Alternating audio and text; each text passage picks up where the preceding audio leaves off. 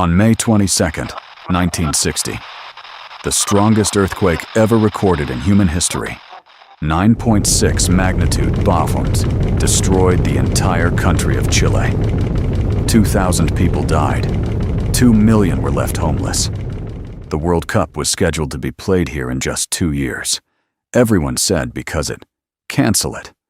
Move it to Europe. It's impossible. But Chile's president looked at the ashes and said, because we have nothing, we will do everything.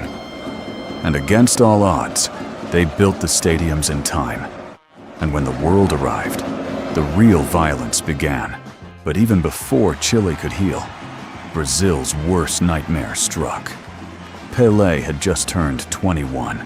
He arrived in Chile as the undisputed king of football.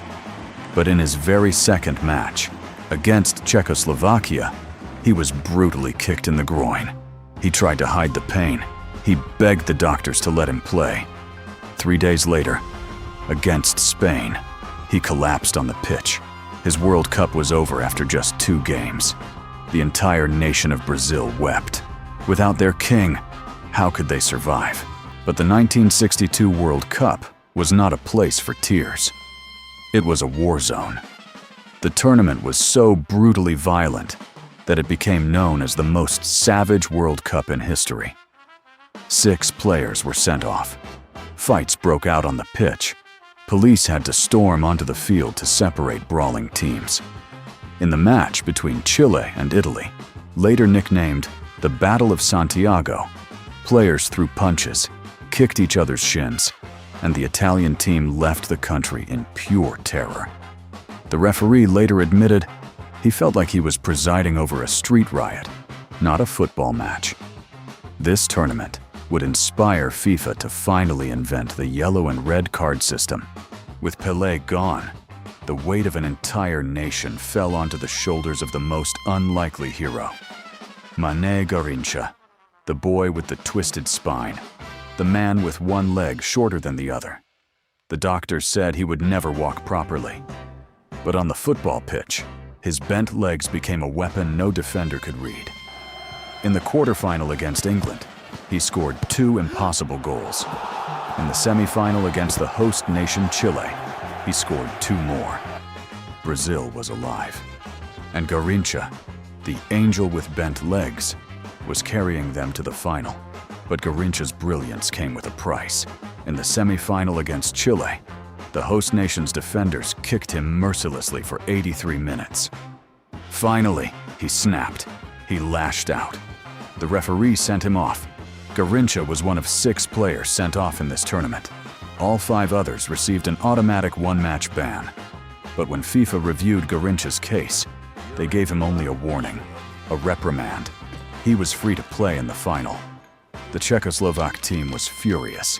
The entire stadium knew. Garrincha received special treatment because Brazil was the star of the show. FIFA could not afford a final without him. Justice was flexible when the trophy was at stake. June 17, 1962.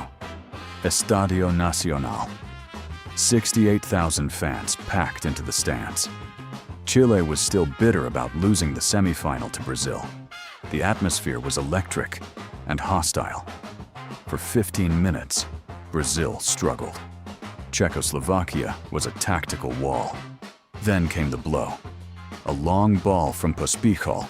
Joseph Masopust latched onto it and fired past Gilmar into the corner. This was the 4th consecutive World Cup final, where the team that scored first did not win. But Czechoslovakia didn't know that. They celebrated like they had already won. But Brazil did not panic. Just like in 1958, just like in their DNA, they struck back instantly. 2 minutes later, a cross from the right wing. William Cruyff, the Czechoslovak goalkeeper, had been the hero of the entire tournament. He was the reason they reached the final. But in this moment, he hesitated. He expected a cross. Instead, Amarildo, the man who replaced Pelé, shot from an impossible angle. The ball flew past Cruyff's outstretched hand and into the net. 1-1. The game settled into a tense chess match. Garrincha, the hero of the tournament, was being marked by two defenders. Czechoslovakia had studied him. They neutralized him completely. For the first time in the World Cup, the bird was caged. But Brazil had other weapons. In the 68th minute, a corner kick from Amarildo. Zito, the defensive midfielder who never scored, rose above everyone. His head connected cleanly. The ball flew past Cruyff. 2-1. The man who was never supposed to score scored the most important goal of his life. Czechoslovakia pushed forward desperately.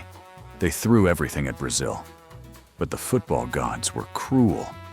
In the 78th minute, Jalma Santos sent a harmless lob into the penalty box. It floated through the air like a slow-motion nightmare.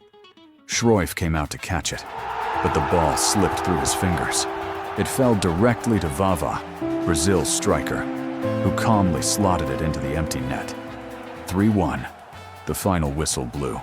Brazil had done what only Italy had done before. They defended the World Cup, without their king, without Pelé, led by a bow-legged genius who was almost banned from playing. Captain Mauro Ramos lifted the Jules Rimet trophy into the Chilean sky. The angel with bent legs had carried a nation on his twisted spine. And somewhere in the stands, a 21-year-old boy named Pelé watched through tears of joy, knowing his team had conquered the world without him.